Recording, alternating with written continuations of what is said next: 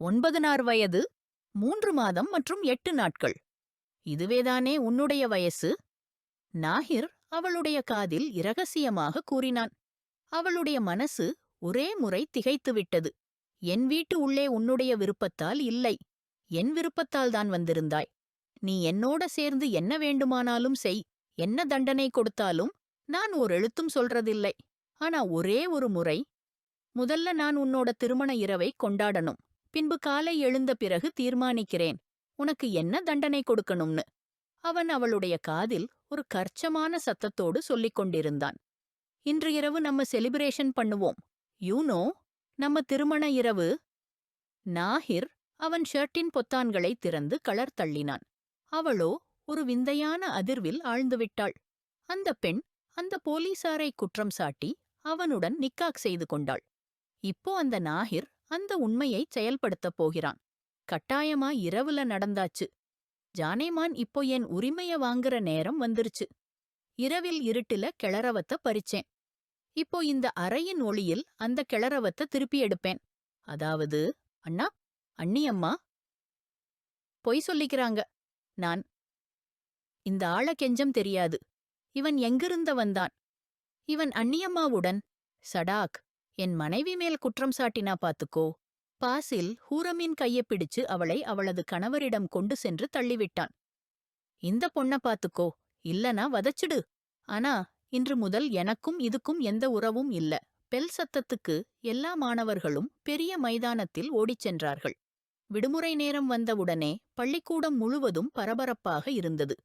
சாரியா அவளது இடத்திலிருந்து எழுந்து வெளியே மைதானக் காட்சி காண வந்தாள். அவள் தினமும் இதையே பார்க்க வந்துவிடுவாள். எஸ்கே ஸ்கூல் அவளது சொந்த ஸ்கூல். அவளது உழைப்பு இரவு நாள் கடந்து உழைத்தது. இன்று அந்த பள்ளி பிரபலமான பள்ளி பட்டியலில் இடம்பெற்றது. அவளே அந்த ஸ்கூலின் principal. Excuse me ma'am, sir, Abrar meeting சொல்லியிருக்காங்க. எல்லா ஆசிரியர்களும் ஸ்டாஃப் மீட்டிங் ரூம்ல வந்துட்டாங்க, உங்களை காத்திருக்கிறார்கள். அவளது அசிஸ்டன்ட் பிரின்சிபால் மிஸ்ஸஸ் மௌனா வந்து சொன்னதும் சாரியா சற்று சோர்ந்தாள். நீங்க போங்க, நான் கொஞ்சம் நேரத்துல வரேன். அவள் அந்த காட்சியை தவறவிட விரும்பவில்லை. இந்த ஸ்கூல் அவளுடையது. இந்த ஸ்கூலின் மாணவர்கள் நாளுக்கு நாள் அதிகரித்துக் கொண்டே இருந்தார்கள். அந்த எண்ணிக்கையை தினமும் பார்த்தவுடனே அவளுக்குள்ள ஒரு பெரிய உற்சாகம் தோன்றியது. எல்லா பசங்களையும் வீட்டுக்கு போயிட்டிருக்காங்க. அவங்களுடைய கடைசி இடம் அவங்களுடைய வீடு. ஆனா சாரியா கம்ரானுக்கோ எந்த தங்கும் இடமும் இல்லை. ஒருபோதும் இருக்கக்கூடாது போல. அவள் தலையசைத்து மீட்டிங் ரூமை நோக்கி நகர்ந்தாள். ஹூர், எழுந்துக்கோ. யாரா? என்ன பிரச்சனை? ஒரு புறம் உன்னோட நிக்காக் இருக்கு, இன்னொரு புறம் நீ தொடர்ந்து தூங்கிக்கிட்டே இருக்க. எவ்வளவு தூக்கம் உனக்கு முடிஞ்சே மறுக்குது. நாசிஷ் ஹூரம்னு வந்து எழுப்ப அவள் உடனே எழுந்தாள். ஆனா அவளது கண்களிலிருந்த தூக்கத்தை அகற்ற முடியவில்லை. என்னாச்சு? இவ்வளவு கால எதுக்கு எழுப்பிட்டீங்க அண்ணியம்மா? இது காலைனா? 9 மணியாச்சு மேடம். எழுந்துக்கோ, இப்போவே விருந்தினர்கள் வர ஆரம்பிக்க போறாங்க. நிக்காக்கு தயாராகணுமே. நாசிஷ் கம்ப்யூட்டரை எடுத்து மடக்க ஆரம்பித்தாள். அண்ணியம்மா, நிக்காக் தானே? ருக்ஷத்தி இல்லையே. இப்போவே தயார் செய்யணுமா? வாழை மரக்கிளை மாதிரி நிக்கணும். பின்ன ஒரு போட்டோ செஷன் ஆகும். அப்புறம் திரும்ப வீட்டுக்கு எங்க அறைக்கு திரும்பி வந்துருவேன். ஹூர் மகிழ்ச்சியுடன் சொன்னாள். நீங்க விட்டே சொல்ல மாட்டீங்க. அழகான காமெடி பண்றத விடு. எழுந்துக்கோ. உன் அண்ணன் இன்னும் கூச்சல் விட ஆரம்பிச்சிடுவார். நான் நாஷ்தா தயார் பண்றேன், நீ உடனே வெளியே வா. நாசிஷ் அவசரத்தில் சொல்லிக்கிட்டு வெளியே சென்று விட்டாள். ஹூர் ஒரு ஆழமான மூச்சை விட்டாள். எழுந்தவுடன் பாத்ரூமுக்குப் போனாள். மீர் ஹாஷிம், இன்று உங்களது நிக்காக். உங்களுக்கு பிடித்த பெண்ணுடன். உங்களுக்கு சந்தோஷமா? ஹாஷிமின் குட்டி டியாவ் பிளேஃபுல் தம்பி மீர் ஹாத்தி ஒரு கல்லூரி மாணவன். அந்த நேரத்தில் கை மைக் போல வைத்துக்கொண்டு ஹாஷிமை தொந்தரவு செய்தான். நீ அமைதியா உட்கார மாட்டேன்யா? ஒவ்வொரு 2 நிமிஷத்துக்குமே உனக்கு ஏதோ ஒரு ஐடியா வருகிறதா? ஹாஷிம் தன் லேப்டாப்பை மூடிக்கொண்டு எழுந்தவுடன் சொன்னான். நிக்காக் நாளில் கூட ஆன்லைன் பிசினஸ் மீட்டிங் நடத்தும் மீர் ஹாஷிம், ஒரு பிரபலமான பிசினஸ்மேன், இன்று இறுதியாக அம்மாவின் கட்டளையால் திருமண பந்தத்தில் கட்டப்படவிருக்கிறார். ஆனா முகம் இன்னும் அந்த மாதிரியே. யாரேனும் சிரிச்சுக் காண்பீங்களா? யார்? கொஞ்சம் சிரிங்க சார், தோணுது, கட்டாயமா செய்யற மாதிரி இருக்கு. ஹாதியின் பேச்சுக்கு அவன் நண்பர்கள் ஒருவர் பின் ஒருவர் ஹாதியின் சைகைக்கு பதிலளித்து உள்ளே வந்தார்கள். குழப்பமாய் சிரித்தார்கள். நீங்க எல்லாரும் இங்கே என்ன பண்ணிட்டு இருக்கீங்க? வேலை சொன்னீங்களா சொல்றீங்களா? நேர்மையான விஷயத்துக்கு வாருங்க. தனது ஷர்ட்டின் கைச்சிப்புகளை கழட்டிக் கொண்டு முணுமுணுத்தான். ஆமா, இப்போதான் முக்கியமான விஷயத்துக்கு வர்றீங்க. ஜி, அதிகம் இல்ல, சும்மா 1,00,000 ஒவ்வொருவருக்கும். ஹாதியின் பேச்சுக்கு ஹாஷிம் அவனை பார்த்து எண்ணிக்கையை கவனித்தான். 8 பேர் இருந்தார்கள். வெல், இப்போ நிக்காக்தான். ஹாஃப் எடுத்துக்கோங்க. ஹாஃப் அப்பிறகு வாங்கிக்கோங்க. ஹாஷிம் ஒரு செக் எழுதினார். இல்ல இல்ல, இது ஹாஃப் தான். மிச்சம பிறகு வாங்கிக்கிறோம் பிரதர். ஆனா செக் வேண்டாம், எங்களுக்கு கேஷ் வேணும். ஹாதி ஒரு கண் சிறுமையாகச் செய்து சொன்னான். ஹாஷிம் மனவிரக்தியுடன் தலை அசைத்து லாக்கரில் இருந்து 8,00,000 எடுத்துத் தந்தான். இப்போவே என்னோட முன் வேற யாரும் கூடவே கோரிக்கையோட வரக்கூடாது. யாஹூ! அண்ணன் என்றால் உங்கள் மாதிரி. ஹாதி ஹாஷிமை கட்டிப்பிடித்தான். எல்லாரும் சேர்ந்து வெற்றி கீதம் பாடினார்கள். ஹாஷிம் சிரிப்பதைத் தவிர வேறெதுவும் செய்யவில்லை. ஹாதி அவனது கண்களில் தெரியும் பேரன்பு. அவனது ஒரு சிரிப்புக்காக எதையும் விட்டுக் கொடுக்கத் தயாரானவன். அவன் உயிரோட அன்பு தம்பி ஹாதி மற்றும் சகோதரி நாசிஷ். மேலும் ஒரு சகோதரி இருந்தாள். என்னாச்சு பாசில்? எதுக்கு இவ்வளவு யோசிக்கிறீங்க? எல்லாம் நல்லா நடக்கும், நீங்க கவலைப்படாதீங்க. நாசிஷ் அவசரமாக தன் வளையல்களை அணிந்து கொண்டபோது பாசிலை பார்த்து சொன்னாள். இன்று தனது சகோதரியை கைவிட வேண்டியிருப்பதால்தான் அவர் கொஞ்சம் சோகமாக இருந்தார். பெற்றோர்கள் இறந்தபின் அவளே அவருக்கெல்லாமாக இருந்தாள். இன்று அவளும் அந்நியமாகப் போகவிருந்தாள். எல்லா ஏற்பாடுகளும் பாசில் மிக நன்றாக செய்திருந்தார். இருந்தாலும் ஒரு கவலை, ஏதாவது குறைவாக இருக்கக்கூடாதா என்கிற பயம். இப்போ என்ன யோசிக்கிறீங்க?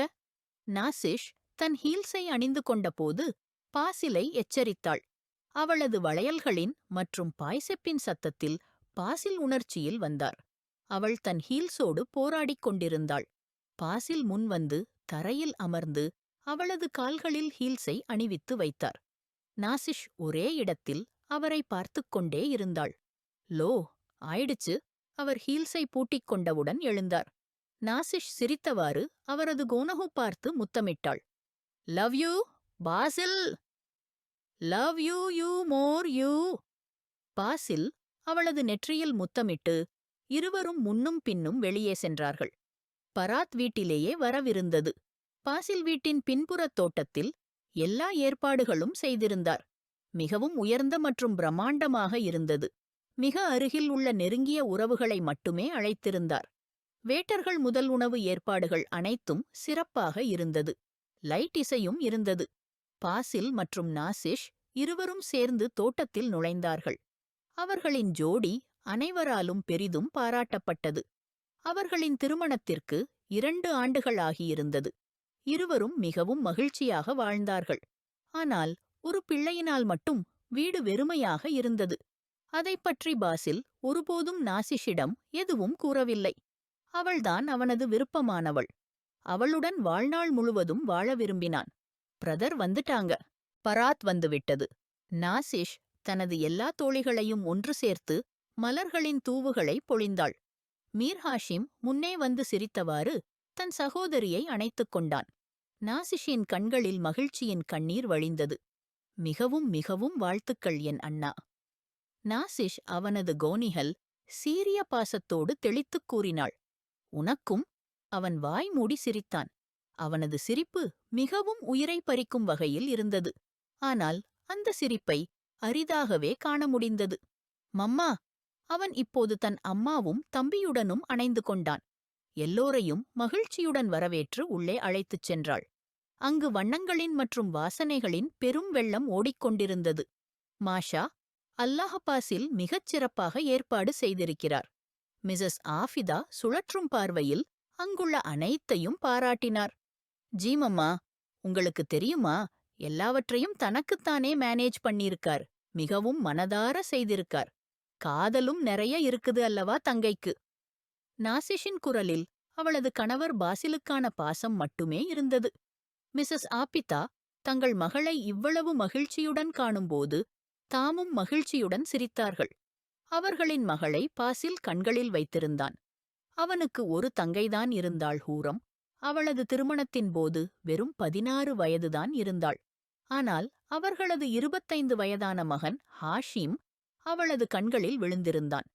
அப்போது பேச்சு எழுந்தது. ஆனால் பாசில் அந்த நேரத்தில் மறுத்துவிட்டான்.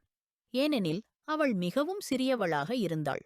ஆனால் இப்போது 18 வயது ஆனவுடன் மிஸ்ஸஸ் ஆபிதா நேரடியாக நிக்காஹ் குறித்து சொன்னார்கள்.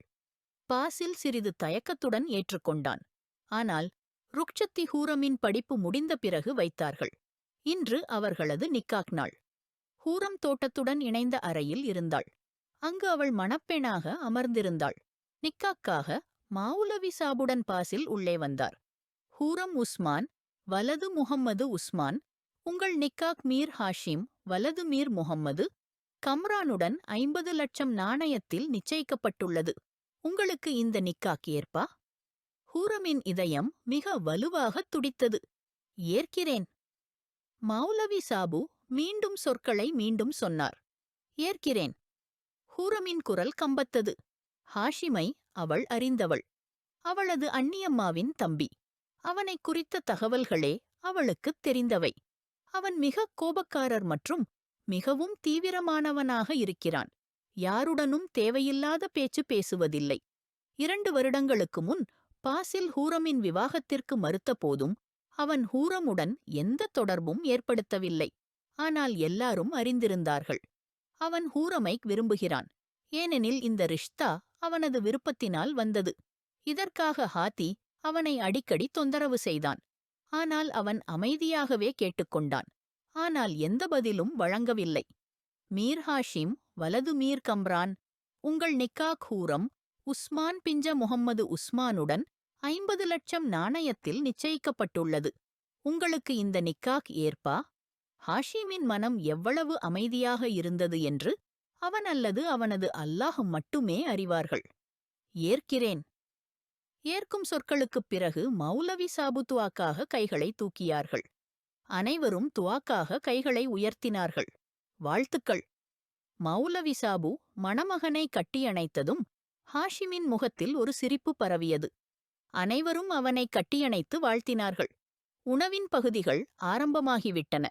ஆண்கள் மற்றும் பெண்களுக்கு தனித்தனியான ஏற்பாடுகள் செய்யப்பட்டிருந்தன. ஸ்டேஜில் ஹூரமை கொண்டு செல்லப்பட்டதும் ஹாஷிம் தனது இடத்தில் இருந்து எழுந்தான். அண்ணா, கையை நீட்டுங்களேன். நாசிஷ் ஹாஷிமிடம் சொன்னாள். அவன் முகத்தில் சிரிப்புடன் தனது கையை நீட்டினான். நாசிஷ் ஹூரத்தின் மென்மையான சிறிய கை ஹாஷிமின் கையில் கொடுத்தாள். அவளது குளிர்ந்த கைகளின் நடுக்கத்தை உணர்ந்த ஹாஷிம் அவற்றை தனது வலுவான பிடியில் வைத்துக் கொண்டான். ஸ்டேஜின் மேலே கொண்டு சென்று அருகில் அமர்த்தினான். மீர்ஹாதிக்கு ஹூட்டிங் செய்வதற்கான சந்தர்ப்பம் கிட்டியது. நண்பர்களை ஆண்கள் பக்கம் விட்டுவிட்டு மீண்டும் வந்து அண்ணா மற்றும் அண்ணியம்மாவை தொந்தரவு செய்ய ஆரம்பித்தான். நாசிஷும் அவனுடன் சேர்ந்து நிறைவாக கலந்தாள். ஹாஷிம் ஒரே ஒரு பார்வை மட்டும் ஹூரமின் மீது வீசினான். அந்த நாசுக்கான அழகி அந்த நேரத்தில் பத்தினிச் சிங்காரம் பூண்டிருந்தால் அழகின் உருவமே போலத் தெரிந்தாள். ஆனால் அவளது வயதுக்கு மேல் வயதானவளாகவே தோன்றினாள். மேக்கப் ஆர்டிஸ்ட் அவளது அழகில் மேலும் சிறப்பித்திருந்தான். புகைப்பட எடுப்பதற்குப் பிறகு பாசில் நாசிஷுக்கு சைகை செய்தான், ஹூரமினை உள்ளே அழைத்துச் செல்லச் சொல்வதற்காக. அண்ணாஜி, அனுமதி இருக்கா? இப்போ எங்களோட பொண்ணைய திருப்பி எடுத்துக்கிட்டு போறோம். நாசிஷ் ஹாஷிமை எரித்துக் கேட்டாள். அவன் தலையாட்டி ஒன்றும் சொல்லாமல் எழுந்தான். இவ்வளவு சீக்கிரமா உலகத்தை விட்டு விட்டு விட்டீங்க அண்ணா? ஹாதி கூச்சலிட்டான். அதற்கு பதிலாக நாசிஷ் ஒலி ஒலியாய் சிரித்தாள். மிஸ்ஸஸ் ஆபிதா தங்களது பிள்ளைகளை பாச பார்வையால் பார்த்து எல்லோருக்கும் சத்கா எடுத்தார். ஹூரமினை தோட்டத்துடன் இணைந்த அறையில் நாசிஷ் விட்டு வந்திருந்தாள். இப்போது அவள் மற்ற விருந்தினர்களை பார்த்து பைசியாகிவிட்டாள். பாசிலும் ஆண் விருந்தினர்களிடம் எடுத்து எடுத்து உழைத்துக் கொண்டிருந்தான். இப்போது மீர் ஹாஷிமும் அங்கு வந்துவிட்டதால் சற்றே கூடுதல் பிஸியாகிவிட்டது. ஹூரமின் உள்ளம் பதறியது. அதனால் அவள் தன் தோழி ஷகுப்தாவுடன் தன் அறைக்கு வந்தாள். அவளுக்கு பாத்ரூம் செல்ல வேண்டும். சரி, நீ போ, நான் இங்கேதான் இருக்கேன். ஷகுப்தா அவளை கழிப்பறைக்கு அனுப்பி வெளியே அமர்ந்தாள். ஆனால் அச்சமயம் அவளுக்கு அழைப்பு வந்தது. எனவே அவள் எழுந்து சென்று விட்டாள். ஹூரம் பாத்ரூமில் இருந்தாள். தன் மேக்கப்பையும் நகைகளையும் பார்த்தாள். முகத்தை சற்றே சுழித்தாள். எல்லா நகைகளையும் கழற்றி ட்ரெஸ்ஸிங் மேஜையில் வைக்க முயன்றபோது அவளுக்கு வெளியிலிருந்து சில சத்தங்கள் கேட்கின. ஏதோ வித்தியாசமாகத் தோன்றியது. கவனமின்றி கதவின் பக்கம் வந்தாள். அவளது கால்கள் அதே இடத்தில் உறைந்தன. இதயம் துடிக்க முன்பே நின்றுவிட்டது. காதுகள் கேட்ட சொற்களை இதயம் நம்ப மறுத்தது. அடுத்து நடந்ததை பார்த்ததும் ஹூரமின் கால் கீழிருந்து நிலம் அகன்றது. மூச்சை அடக்கிக் கொண்டு அவள் பார்த்து கொண்டிருந்தாள். அச்சமயம் நாசிஷின் பார்வை அவளை நோக்கி உயர்ந்தது. அவளது முகத்தில் திடீரென பதற்றம் தெரிந்தது. "நீ இங்கே?" நாசிஷ் ஒன்றும் புரியாமல் பரிதவித்தாள். அவள் எப்படி இங்கே வந்தாள் என அறிய முடியவில்லை. "அண்ணியம்மா?" ஹூரம் நம்ப முடியாதவாறு அழைத்தாள். அதே தருணத்தில் அந்த நபர் திரும்பி ஹூரமினை பார்த்தான். அவனது முகத்தில் சாத்தானின் நிழல் தெரிந்தது. "ஹூரம், நீ?" இன்னும் நாசிஷின் வார்த்தைகள் வாயில் இருந்தபோதே பாசில் அறையில் நுழைந்தான். அவன் ஏதாவது சொல்ல வந்திருந்தான். ஆனால் எதிரே ஒரு அந்நிய நபரை பார்த்ததும் அவனது வார்த்தைகள் திடீரென முடிந்தன. "யார்யா நீ?" நாசிஷின் தொண்டை உலர்ந்தது. ஹூரமின் கண்களில் எண்ணற்ற கண்ணீர் ஒளிந்திருந்தன. "நான் கேட்கிறேன், யார்யா நீ?" பாசில் அந்த நபரின் எதிரே சென்று கோபத்துடன் கேட்டான். அந்த நபர் அமைதியான முகத்துடன் நாசிஷை பார்த்தான். "என்னங்கடா உனக்கு? பேச மாட்டேங்களா?" பாசில் அவன் காலரை பிடித்துக் கசக்கினான். ஹூரம் மற்றும் நாசிஷ் மிகவும் பதறினர். "நான் தானாக வரல, என்னை அழைத்தாங்க." அந்த நபர் உடனே சொன்னான். "அழைத்தாங்க?" பாசிலின் பிடி சற்றே தளர்ந்ததும் அந்த நபர் தன் காலரை தப்பிக்க விட்டான். "நான் பைத்தியமா என்ன? இஸ்தோல்க விருந்தினர்கள் இருக்கும்போது இப்படி நேரடியாக வருவேனா?" அந்த நபர் பரிகளை கடிக்கின்றபடி சொன்னான். "பொய் பேசாத, வெளியே போ." பாசில் அவனை காலரால் இழுத்து வெளியே எடுத்துச் செல்ல முயன்றான். "என்ன பண்றீங்க பாசில்? வெளியே எல்லா விருந்தினர்களும் இருக்காங்க. நம்ம புகழ இழிவாக்கறீங்களா?" நாசிஷ் வேதனையுடன் சொன்னாள். குரலும் நடுக்கமாயிருந்தது. "இவன் இங்கே எப்படி வந்தான் நாசிஷ்?" இப்போதோ பாசில் ஒரு வெறித்தனமான சத்தத்தில் கேட்டான். நாசிஷ் ஒரு பார்வை அந்த நபரை பார்த்தாள்.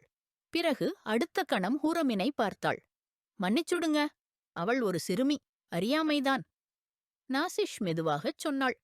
பாசிலுக்கு அடுத்த மூச்சே சிரமமாகிவிட்டது. மறுபக்கம் ஹூரமின் கண்கள் நம்ப முடியாத அளவுக்கு பெரிதாக விரிந்திருந்தன. "என்ன பேசறே? உனக்கு புத்தி இருக்கா?" பாசிலின் மெய் சுற்றியது. "தயவு செய்து பாசில், உங்களை சமாளிங்க." நாசிஷின் கண்களில் வெள்ளமாக கண்ணீர் இருந்தது. அவன் மார்பில் கை வைத்துக் கொண்டு அவனை எந்தவொரு கடுமையான செயலுக்கும் முயற்சி செய்யாமல் தடுக்கும் வகையில் முயன்றாள். பின்னால் நின்ற அந்த நபர் ஒரு பெரும் சிரிப்புடன் பார்த்தான். ஆனால் அதை யாரும் கவனிக்கவில்லை. அவனது சிரிப்பில் எந்த ஆழமான ரகசியம் மறைந்திருந்தது என்று யாருக்கும் தெரியாது. "நீ என் தங்கையைப் பற்றி பேசுறியா நாசிஷ்?" அவளை எப்போதும் பாசத்தோடு நாஸ் என்று அழைத்து வந்த பாசில் இன்று கடும் கோபத்திலும் வேதனையிலும் அவளது முழு பெயரையே உச்சரித்தான். "நான் அறிவேன் பாசில். ஆனால் இப்போது இந்த கசப்பை தாங்க வேண்டியதுதான். ஏனெனில் சத்தம் செய்தால் நம்ம புகழ் கேள்வியாகிவிடும். காஷ் ஹூரமின் ரிஷ்தா ஏற்படுத்துவதற்கு முன்பே இது எல்லாம் தெரிந்திருந்திருக்க வேண்டியது. என் அண்ணனின் வாழ்க்கை அழியாமல் இருந்திருக்கும்." நாசிஷ் வருத்தமுடன் தலையை இல்லையென ஆட்டிக்கொண்டு அமைதியாக நின்ற ஹூரமை பார்த்தபடி சொன்னாள். "அண்ணியம்மா." ஹூரம் கத்தினாள். ஆனால் அவளது குரல் தொண்டையிலேயே அடங்கியது. அந்த நேரத்தில் அவள் மிக மிக கடுமையான அதிர்ச்சியில் இருந்தாள். என்ன செய்வது என்றும் புரியவில்லை. பாசில் கோபத்தில் அந்த நபரின் முகத்தில் எண்ணற்ற முன்களை உதிர்த்தான். அவன் குமுறினான். "நிறுத்து! ஏன் என்னை அடிக்கிறாய்? அடிக்கணும் என்றால் உன் தங்கையை அடிக்கவும். அவள்தான் என்னை அழைத்தாள். என்னுடன் ஓடிப்போக ஆசைப்பட்டாள். கோபம் கோரிக்கைகள் காட்டினாள். காதலை கெஞ்சினாள். தன் உயிரை விடுவதாகவும் மிரட்டினாள். முரம்படுபவை. பொய்யாக இருக்குது. பொய் சொல்றியா? நான் உன் உயிரை எடுத்து விடுவேன். நரகக்குள்ள மனிதா!" பாசில் தொடர்ந்து முகத்தில் அறைகளை பொழிந்தான். பதிலாக அவன் ஒருமுறை கூட கை உயர்த்தவில்லை. நான் நான் உண்மைதான் பேசுறேன். நம்ப மாட்டேங்கிறீங்கனா என் மொபைல் பாருங்க. அவளேதான் மெசேஜ் அனுப்பினாள். என்னை சந்திக்க வர சொன்னாள். இன்று எல்லோரும் நிக்காகில் பிஸியாக இருக்காங்க. நாம் ஓடிப்போவோம். மேலும் மேலும் பொய்கள் சொல்வதன் மூலம் பாசிலை வெறியடைய வைத்தான். ஒரு பருமனான லாத்தியை அவனது மார்பில் விட்டுப் போட்டான். அவன் கீழே விழுந்து துடித்துப் பின் மயங்கிப் போனான். பாசிலுக்கு ஆட்சியமில்லை. எல்லாவற்றையும் அழித்துவிட்டுப் போக வேண்டுமென அவன் வெறித்தான். தன் தலைமுடியை பிடித்து இழுத்தபடி தலையை இல்லை என ஆட்டினான். ஹூரத்தின் பக்கம் திரும்பினான். அவளது கண்களில் அமைதியான கண்ணீர் சிதறிக் கொண்டிருந்தது. உதடுகள் நிறைய சொல்லாமல் இருந்தன. ஆனால் முழு உடலும் நடுங்கிக் கொண்டிருந்தது. ஹூரத்தின் பக்கம் நகர்ந்தான். ஆனால் கால்கள் நடுங்கின. ஏன் குட்டி, ஏன் இப்படி பண்ணினாய்? எவ்வளவு வலி, எவ்வளவு வேதனை அவன் குரலில் இருந்தது. ஹூரத்தின் உடலின் ஒவ்வொரு நரம்பும் நடுங்கியது. அண்ணா, அண்ணா, இது எல்லாம் பொய். அண்ணா. ஹூரம் மிகக் கடினமாகவே பேசினாள். அவளது உதடுகளிலிருந்து எதுவும் வெளிவரவில்லை. ஹூரம், எல்லாம் உண்மை வெளியில் வந்துவிட்டது. இப்போது பொய் பேசுவதால் பயனில்லை. எனவே உன் அண்ணனிடம் எதையும் மறைக்காதே. எல்லாவற்றையும் நேர்மையாகச் சொல்லிவிடு. நாசிஷ் கண்ணீரைத் துடைத்தபடி துயரத்துடன் கூறினாள். ஹூரம் ஆழமான முடக்கத்துடன் கதறினாள். அண்ணியம்மா, உண்மை நீங்களும் அறிவீர்கள். இது பொய் பேசுகிறான். நான் அவனைக் கூடத் தெரியாது. நீ தெரியாது. நான் என் கண்களால் அவனை உன் அறையில் வருவதை பார்த்தேன். நான் இங்கே வந்தபோது இது... நாசிஷ் திட்டமிட்டு வாக்கியத்தை மத்தியிலேயே விட்டுவிட்டு வருத்தத்துடன் தலையைத் தாழ்த்தினாள். அண்ணியம்மா? ஹூரம் அதிர்ச்சியில் உறைந்தாள். அண்ணா, அண்ணியம்மா பொய் சொல்றாங்க. நான் அந்த ஆளத் தெரியாது. இதுவரை... சட். பாசிலின் கை உயர்ந்தது. ஹூரத்தின் முகத்திலேயே பட்டது. ஆனால் அந்த அடி அவளது இதயத்தில் பட்டது. கன்னத்தில் கை வைத்துக் கொண்டு அவன் பக்கம் திகைத்து நின்று பார்த்தாள். ஹூரம்? நாசிஷின் மனம் நொறுங்கியது. தன்னுடைய குற்றத்தை மறைக்க நாசிஷின் குணத்தை குறை கூறுகிறாள் என்று நம்பவே முடியவில்லை. நாசிஷிற்கு நம்பிக்கையே வரவில்லை. எச்சரிக்கையா, எச்சரிக்கையா, என்னோட தூய மனைவிய பக்கம் விரல் சூலுனா உன் உயிரையே எடுத்து விடுவேன். பாசில் கோபத்தில் ஹூரத்தை எச்சரித்தான். அவள் பயந்து பின்வாங்கினாள்.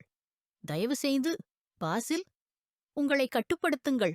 அவள் அறியாதவள். தவறு நடந்துவிட்டது அவளிடமிருந்து. மன்னிச்சு விடுங்கள். நாசிஷ் பாசிலின் தோளில் கைகளை வைத்துக்கொண்டு அழுகையுடன் அவனைத் தடுக்க முயன்றாள். ஆனால் பாசில் ஒருபோதும் நின்றுவிடவில்லை. அவனுக்கென்று இன்றே தன் தங்கையிடம் எல்லா கணக்குகளையும் தீர்த்து வைக்க வேண்டும் என எண்ணினான். இல்லை, ஒருபோதும் இல்லை. நான் அவளை உயிரோடு விடமாட்டேன். பாசிலின் கைகள் ஹூரத்தின் கழுத்தைத் தொட்டன. அவன் அவளது கழுத்தை இறுக்க ஆரம்பித்தான். ஹூரமுரே மூச்சை கழுத்தில் தடுத்துக் கொண்டாள். அவளின் கண்கள் மூடப்படவே இருந்தன. நாஜிஷ் முழு சக்தியை கையாழ்ந்தவாறே ஹூரமினை பாசிலின் பிடியில் இருந்து விடுவித்தாள். ஹூரம் சுவற்றை நெருங்கி நின்று மூச்சை சரி செய்து கொண்டாள். தனது கழுத்தை பிடித்தவாறே நீண்ட மூச்சுகளை எடுக்கும் அவள் பயத்தில் தன் சகோதரனை பார்த்துக் கொண்டிருந்தாள்.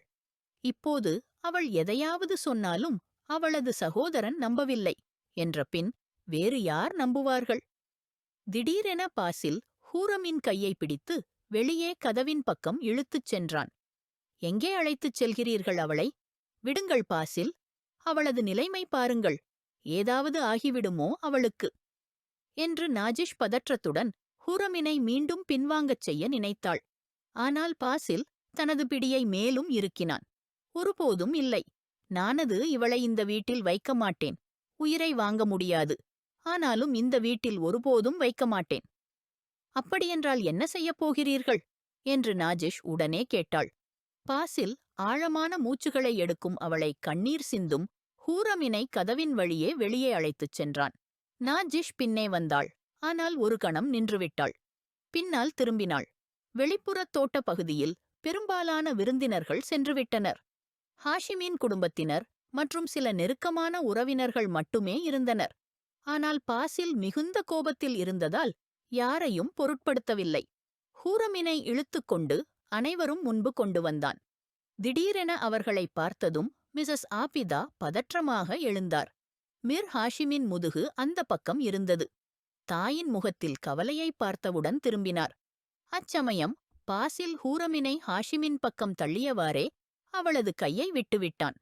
அவள் நேராக ஹாஷிமின் மார்பில் விழுவதற்கு முன் அவர் அவளது இடுப்பை பிடித்து விழுந்துவிடாமல் தடுத்தார். பாசிலை ஆச்சரியத்துடன் பார்த்தார். பாசிலின் முகம் கோபத்தின் தீவிரத்தால் சிவந்திருந்தது. மற்ற அனைவரும் கேள்வியுடனும் குழப்பத்துடனும் பார்த்தனர். இவள் இப்போது இங்கே இருக்க மாட்டாள். நீ அவளை வைத்துக்கொள்ள விரும்பினால் வைத்துக்கொள். விவாகரத்து செய்ய விரும்பினால் செய்துவிடு. கொல்ல விரும்பினால் கொல்லவும்.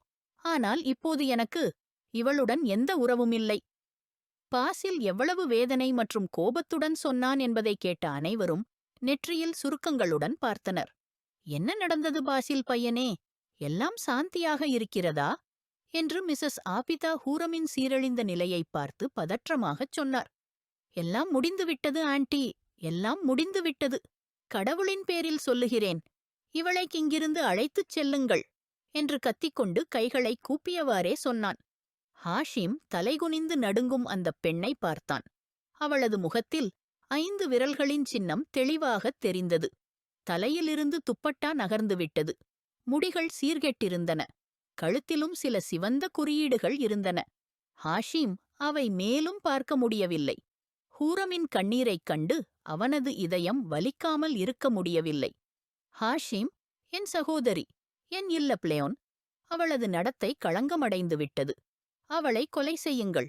உயிரோடு பூமிக்குள் புதைத்துவிடுங்கள் யாரேனும். ஆனால் என் பார்வையிலிருந்து அவளை அகற்றுங்கள். மறுபடியும் பாசில் ஹூரமினை தள்ளினான். ஆனால் ஹாஷிம் அவளை வலிமையாக பிடித்தான். போதும், இது அதிகமாகிவிட்டது. என்ன நாடகம் இது? ஹாஷிமின் பொறுமையின் அளவு முடிவடைந்தது. பாசிலின் செயல்கள் அவனுக்குப் புரியவில்லை. தன் சகோதரியையே மிகவும் நேசித்தவனாக அவன் இப்போது இவ்வாறு பேசுகிறானா? அதுவும் அனைவரும் முன்னிலையில். ஏன், அவள் வெறும் அவனது சகோதரி மட்டுமே இருந்திருந்தால் ஹாஷிம் ஒரு வார்த்தையும் சொல்லியிருக்க மாட்டான். ஆனால் இப்போது அவள் அவனது நிகாஹில் இருந்தவளாகியதால் எப்படி அமைதியாக இருக்க முடியும்? நாடகம் நடத்தியது அவள்தான். என்னை யாரிடமும் தலைநிமிர முடியாதவளாக செய்துவிட்டாள். என்ன செய்ய வேண்டும் நான் என தோல்வியுற்ற ஒலி. மிசஸ் ஆபிதாவின் இதயம் நடுங்கியது. நாஜிஷ் அங்கே வந்து சூழ்நிலையை புரிந்து கொள்ள முயன்றாள்.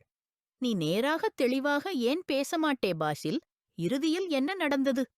இப்போது ஹாஷிமின் நெற்றியில் சுருக்கம் தெரிந்தது. அவள்தான் என்னை பேசக்கூட இயலாதவனாக செய்துவிட்டாள். இது கொன்றுவிடுவேன் அவளை. பாசில் மீண்டும் உக்கிரத்தில் ஹூரமின் மேல் பாய்ந்தான். ஹூரம் ஹாஷிமின் கையை வலியாகப் பிடித்தாள். அவளுக்கு பாசிலாகிய தன் தந்தை போன்ற சகோதரனிடமிருந்து பயம் ஏற்பட்டிருந்தது. ஹாஷிம் அவளை தன் பின்னால் நிறுத்திக் கொண்டு கற்பாறை போல நின்றான். அவன் ஏதாவது சொல்லுவதற்கு முன் நாஜிஷ் முன்னே வந்தாள். பாசில், உங்களுக்கு அல்லாஹ்வின் பேரில் கேட்டுக்கொள்கிறேன், சும்மா இருக்குங்கள். எல்லாரும் கேட்கிறார்கள். யாருக்குத் தெரியாமலிருந்தாலும் இப்போது எல்லாருக்கும் தெரிந்துவிடும். ஏன் உங்கள் மானத்தைத் தாங்களே சிதைக்கிறீர்கள் என்று நாஜிஷ் அழுதவாறே சொன்னாள். என்ன நடந்தது நாஜு? சொல்லு, எங்களுக்குத் தெரிய வேண்டும். என் இதயமே பதறுகிறது என்று மிசஸ் ஆபிதா இப்போது நாஜுவை நோக்கிப் பார்த்தார்கள். அம்மின்ய ப்ளீஸ், நீங்கள் இன்று இரவே ஹூரமின் விரைவு பார்வையை ஏற்படுத்துங்கள் என்று பாசிலின் கையை பிடித்தவாறே நாஜு உதடுகளை கடித்து சொன்னாள். ஆனால் என்ன நடந்தது?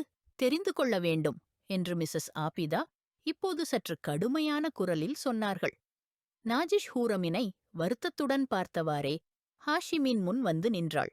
பாய், முதலில் நீங்கள் சத்தியம் செய்யுங்கள். உண்மையை கேட்ட பிறகு ஹூரமினை நீங்கள் விட்டுவிட மாட்டீர்கள். உங்களுக்கு என் சத்தியம் என்று நாஜிஷ் ஹாஷிமின் கையை தன் தலையில் வைத்தாள். அவளது கண்கள் கண்ணீரால் நிரம்பியிருந்தன. என்ன உண்மை என்று ஹாஷிமுக்கு ஏதோ தவறு நடந்திருக்கும் உணர்வு ஏற்பட்டது. பாசில் ஹூரமினை இன்று அவளது காதலனுடன் அப்படியே பிடித்துவிட்டார். அந்த ஒரு நிமிடம் ஹூரமின் உயிரே பறந்தது போல உணர்ந்தாள். அவளுக்கு இன்றே மரணம் நேர்ந்தது போல தோன்றியது. மிசஸ் ஆபிதா தமது இதயத்தை தொட்டுக் கொண்டார்கள். ஹாஷிம் தனது மோதிரங்களை வலியாய் இறுக்கிக் கொண்டான். நாஜிஷின் இடத்தில் வேறு யாராவது இருந்திருந்தால் அவன் அவர்களை மூச்சுத் திணறும் வரை நெருக்கியிருப்பான். ஆனால் தங்கைக்கு என்ன சொல்ல முடியும்? ஓர் அமைதி பரவியது. ஹூரமின் பிடி இன்னும் ஹாஷிமின் கையிலேயே இருந்தது. அவள் இன்னும் நடுங்கிக் கொண்டிருந்தாள். ஆனால் அவளது உதடுகள் ஏன் அமைதியாக இருந்தன? இதை ஹாஷிம் புரிந்து கொள்ள முடியவில்லை. ப்ளீஸ் அம்மி, பாய், நீங்கள் ஹூரமின் இந்தத் தவறை மன்னியுங்கள். எனக்காக. அவளுக்குப் பதிலாக நான் மன்னிப்பு கேட்டுக்கொள்கிறேன். குழந்தைதான், அறிவில்லாதவள். நிச்சயமாக யாரையாவது நம்பியிருப்பாள். தயவு செய்து ஒரு வாய்ப்பு கொடுங்கள் அவளுக்கு என்று நாஜிஷ் அவளது வழக்குரைஞராக அம்மாவும் அண்ணனும் முன்னிலையில் கைகளை கூப்பினாள். நீ ஏன் கைகளை கூப்புகிறாய்? பிழை செய்தவள் இவள்தான். அவளுக்கு தண்டனை வழங்கப்பட வேண்டும். அந்த தண்டனை என்னவென்றால் அவளை இங்கிருந்து தள்ளிவிட வேண்டும். இல்லை, அவளை கொன்றுவிடுங்கள். இந்த திருட்டுத்தனமானவளை. பாசில் உஸ்மான். ஹாஷிமின் முழக்கத்தில் பாசிலின் சொற்கள் முடிவுக்கே வரவில்லை. அனைவரும் அதிர்ச்சியுடன் அவனை நோக்கி பார்த்தனர். வார்த்தைகள் உபயோகிக்கும்போது கவனமாயிரு. நான் மீர் ஹாஷிம் எல்லாவற்றையும் மன்னிக்கிறான். துரோகமும் விசுவாசம் இல்லாமையையும் தவிர என்று மீர் ஹாஷிம் ஒரு செக்கணம் கூட கண்ணிமைக்காமல் பாசிலிடம் சொல்லிவிட்டு ஹூரமின் கையை தன் மேனியில் இருந்து தள்ளினார். அதே நிமிடம் ஹூரமின் கண்களுக்கு முன் இருள் சூழ்ந்தது. அவள் தரையில் விழத் தொடங்கினாள். ஹாஷிம் அவளை விழுவதற்கும் முன்பிடித்து தன் மார்போடு அணைத்தான். பாய் ப்ளீஸ், ஹூரமினை அழைத்துச் செல்லுங்கள். இல்லையெனில் பாசில் என்ன செய்வார் என்று தெரியவில்லை. உங்களுக்கு அல்லாஹ்வின் பேரில் சொல்லுகிறேன், இவளை இங்கிருந்து அழைத்துச் செல்லுங்கள் என்று நாஜிஷ் ஹாஷிமிடம் செல்வதற்குக் கேட்டாள். ஹாஷிம் தனது கோபத்தை மிக மிக சிரமமாக அடக்கிக் கொண்டு ஹூரமினை தன் கைகளில் தூக்கிக் கொண்டு வீட்டுக்கு வெளியே சென்றான். மிஸஸ் ஆபிதா, மீர் ஹாதி மற்றும் மீர் ஹாஷிம் பின்வந்தார்கள். அவர்கள் உதடுகள் அமைதியாக இருந்தன. ஆனால் அவர்கள் முகங்கள் பூரணமாக உணர்வின்றி இருந்தன. அவர்கள் சென்ற பிறகு பாசில் தன் கண்ணீரைத் துடைத்தவாறே மீண்டும் ஹூரமின் அரைப்பக்கம் சென்றான். இன்று அந்த ஆணை நிச்சயமாக கொன்றுவிடுவேன், விட்டு வைக்க மாட்டேன் என்று உள்ளே நுழைந்தபோது அங்கே யாரும் இல்லை. அவனுக்கு உணர்வு வந்தவுடன் ஹூரம் உடனே எழுந்தாள். அவளை கண் தெரியாத அறையில் கண்டவுடன் அவளது இதயம் வேகமாக எங்கிற்றது. இப்போது எழுந்தவுடன் அவளது பார்வை நேரே சோபாவில் சிகரெட்டை ஆழமாக இழுக்கும் ஹாஷிம் மேல் போனது. ஹூரமின் மூச்சே முடங்கியது. அந்த மனிதனை பார்த்தவுடன் ஹூரமுக்கு சுயமாவே தெரிந்தது, இப்போது கடுமையான தண்டனை கிடைக்கும். ஹூரம் கண் இமைக்காமல் அவனை பார்த்துக் கொண்டிருந்தாள். ஹாஷிம் சிகரெட்டை அஷ்ட்ரேயில் நசுக்கினார். இங்கே வா என்ற கட்டளை வந்தது. ஹூரமின் கண்களில் இருந்து கண்ணீர் வழிந்தது. எனது வார்த்தையை மறுபடியும் சொல்லும் பழக்கம் இல்லை ஹூரம் உஸ்மான் என்றான் ஹாஷிம் குளிர்ந்த குரலில். ஹூரம் பயத்தில் கட்டிலில் இருந்து நின்றவாறே இறந்த காலடியுடன் அவனிடம் நெருங்கினாள். பார்வை கீழே தாழ்ந்திருந்தது. ஹாஷிம் அவளை கூர்ந்து பார்த்தான். அப்படியா நீ வேறொருவரை காதலிக்கிறாயா? ஹாஷிமுக்குச் சக்தியாக வேதனை ஏற்பட்டது. ஹூரம் தலையசைத்தாள். பின்னவர் அவன்? உன் சகோதரன் குறிப்பிட்டவனை பற்றி யார் என்றவாறே கோபத்தில் தன் இடத்திலிருந்து எழுந்தான். இல்லை, நான் சத்தியமாகச் சொல்கிறேன், நான் அவனை அறிவதில்லை. அவன்தான் அது. அவளது உதடுகளிலிருந்து மீண்டும் நாஜிஷின் பெயர் வெளிவரத் தொடங்கியது. ஆனால் அவள் பயந்து விட்டாள். ஏற்கனவே சகோதரன் ஒரு பலமான அறை கொடுத்திருந்தான். இப்போது மீண்டும் நாஜிஷின் பெயர் சொன்னால் இவன் நாஜிஷின் சகோதரன்தான். உயிரையே எடுத்து விடுவான். பேசு, பதில் சொல். ஹாஷிம் அழுத்தம் கொடுத்தான். ஹூரம் உஸ்மான், ஒரு விஷயம் நினைவில் வை. எனக்கு பொய்யோடு வெறுப்பு. நீ சிறிய பொய் கூட சொன்னால் அல்லது ஏதாவது மறைத்தால் பாசில் உன்னை கொல்வாரா இல்லையா எனக்குத் தெரியாது. ஆனால் உன் மூச்சையே உன்னிடமிருந்து நான் விலக்கும். இது எனது வாக்குறுதி. ஹாஷிம் அவளை ஒரு இழுப்பில் விட்டுவிட்டான். ஹூரம் மீண்டும் தடுமாறினாள். ஆனால் உடனே தன்னை கட்டுப்படுத்தினாள். அவன் வெளியே சென்றவுடன் ஹூரம் உருக்குறையாய் அழத் தொடங்கினாள். அந்த நபர் எங்கே? இவ்வளவு கடுமையான பாதுகாப்பில் வந்தும் எப்படிச் சென்று விட்டான்? உங்கள் எல்லாரும் என்ன செய்து கொண்டிருந்தீர்கள்? பாசிலின் கோபம் 7ஆம் விண்வெளிக்கு சென்றுவிட்டது. நாஜிஷ் அவனை தொலைபேசியில் இவ்வாறு வேறொருவர் மீது கோபம் காட்டுவதைப் பார்த்து பயந்துவிட்டாள். அவன் கைபேசியை அணைத்து அது படுக்கையில் போட்டான். அவனது நரம்புகள் தாங்க முடியாமல் அழுந்துவதாகத் தெரிந்தது. ஏதாவது யோசித்தவாறே நாஜிஷ் பாசிலிடம் நெருங்கினாள். அவன் தலையை மெல்லத் தழுவத் தொடங்கினாள். ஒருவேளை அவன் சிறிது சாந்தியடையக்கூடும் என்று நினைத்தாள். பாசிலின் கண்களில் கண்ணீர் வழிந்தது. தன் கையைப் பார்த்தான். நான் இன்று முதன்முறையாக அவள் மீது கை வைக்கிறேன். அவளை குழந்தையாக வளர்த்தேன். ஒரு முள் கூட அவளுக்கு குத்தாமல் பார்த்தேன். ஆனால் இன்று அவளது கன்னத்தில் ஒரு அறை. அவளது மூச்சை நிறுத்தினேன். இதே கைகளால் நான் என்னை ஒருபோதும் மன்னிக்க முடியாது என்று அழுதவாறே பேசிக் கொண்டிருந்தான். நாஜிஷின் கண்களிலிருந்தும் தன்னிச்சையாக கண்ணீர் வழிந்தது. நான் எதுவும் செய்யவில்லை. நான் உண்மையைத்தான் சொல்கிறேன். ஹாஷிமின் காதுகளில் ஹூரமின் வார்த்தைகள் இன்னும் ஒலிக்கின்றன. அவளது கண்களில் உண்மை தெளிவாகக் காணப்பட்டது. ஆனால் பின்னர் எல்லா சான்றுகளும் அவளுக்கு எதிராக இருந்தன. ஹாஷிமுக்கு எதுவும் புரியவில்லை. எப்படி உண்மையை கண்டுபிடிக்க முடியும் என்று தெரியவில்லை. அவன் உஸ்மான் மாளிகையின் சிசிடிவி கேமராவை பரிசீலிக்க முடிவு செய்தான். ஹூரமினை தன் அறையில் விட்டுவிட்டு அந்த நேரத்தில் உஸ்மான் வீட்டிற்கு புறப்பட்டான். ஆனால் பாசிலிடம் எதுவும் சொல்லவில்லை. மேலும் ஏதாவது நாடகம் நடைபெறக்கூடாது என்று விரும்பவில்லை. அங்கே சென்று முதலில் கட்டுப்பாட்டு அறைக்குச் செல்வதை குறிக்கோளாக வைத்தான். அந்த வீட்டின் மருமகனாக அவனை யாரும் தடுக்க முயற்சிக்கவில்லை. நேராக உள்ளே சென்றான். சார், நீங்கள்... பாதுகாவலர் அவனை பார்த்ததும் ஆச்சரியத்தில் உறைந்தார். நான் கேமரா பதிவுகளைச் சரிபார்க்க வேண்டும். இன்றைய நிகழ்ச்சியின் அனைத்து வீடியோக்களையும் காண வேண்டும். ஒரு நிமிடம் கூட தவறாமல் இருக்க வேண்டும். எல்லா கேமராவையும் இயக்குங்கள். ஹாஷிமின் குரல் தீவிர கோபத்தில் இருந்தது. பாதுகாவலர் தலை அசைத்தவாறே அனைத்து பதிவுகளையும் கொண்டு வந்து திரையில் காட்டினார். பாசிலின் தீவிரமான கோபத்தை சமாளிக்க நாஜிஷ் அவனுக்கு மிக அருகில் வந்தாள். அவன் முழுமையாக தனக்குள் மூழ்கியிருந்ததால் அவனது துயரத்தை இறக்க முயன்றாள். பாசிலின் மனதிலிருந்து அனைத்தையும் நீக்க ஆசைப்பட்டாள். அவன் அவளை கடையில் விட்டுவிட்டு வெளியே சென்றபோது அந்த காயமடைந்த நபர் மயக்க நிலையில் இருந்தான். ஆனால் பிறகு அவர் எங்கேயும் இல்லை. பாசில் பல விஷயங்களை விசாரித்தான். ஆனால் யாருக்கும் தெரியவில்லை. அவர் திடீரென எங்கே சென்றார்? பாசிலின் மனம் இயங்குவதை நிறுத்தியது போல் இருந்தது. தங்கையின் அந்த செயலால் அவன் உடைந்து போனான். அவனுக்கு புரியவில்லை.